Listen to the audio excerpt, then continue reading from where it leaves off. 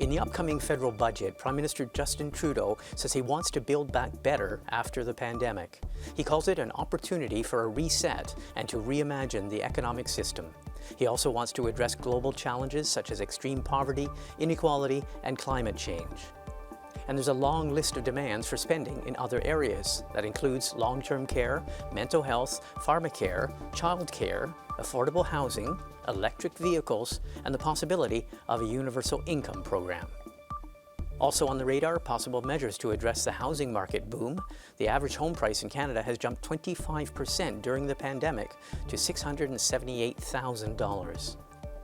The federal government has intervened in the housing market before. During the past 10 years, it has required higher down payments and a mortgage stress test to limit borrowing. The federal deficit now stands somewhere between $360 billion and $400 billion.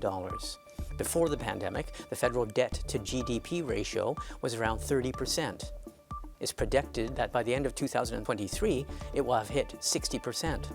But while public finances have taken a hit, the average rate of household savings in Canada increased to 15% during the pandemic, and that's compared to 1.4% in 2019. That isn't necessarily good news, though. Some economists warn that there is a risk of inflation in Canada in the future.